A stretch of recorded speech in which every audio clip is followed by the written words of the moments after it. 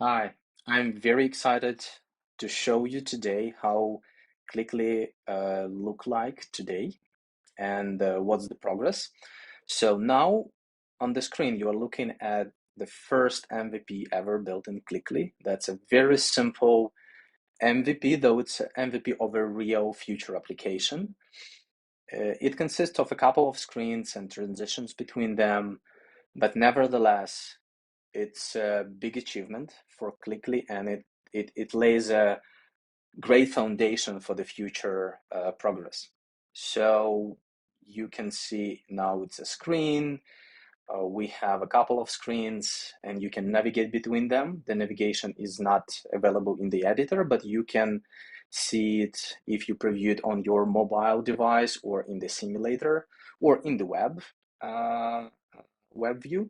So uh, that's one of the latest thing that added is transition between screens and support of the headers, and the headers are screen headers are native ones. So for iOS and Android and web, they will look differently. And the idea is behind that the designer or somebody who is maybe tech savvy but not a coder can start building screens, but not using graphical uh, primitives like in Figma, but real components, and uh, and see the result like live on the application, like an application, real application on the mobile device or simulator. And then it can be handed over to a developer by downloading the source code, which will be generated in runtime, in real time. And the code generated looks pretty good. It's very structured, well organized, and there are some future possibilities to improve it, but it looks really good, and it's not just readable, it's maintainable. And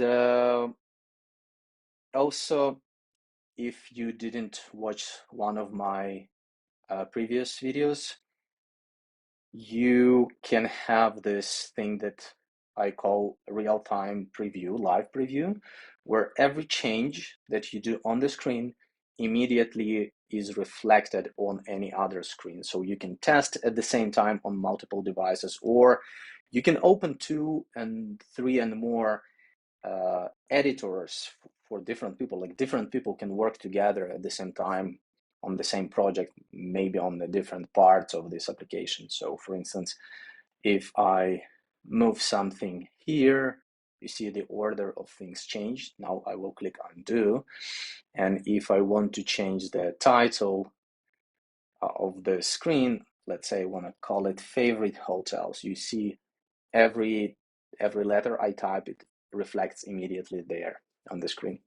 So there are much more things to come.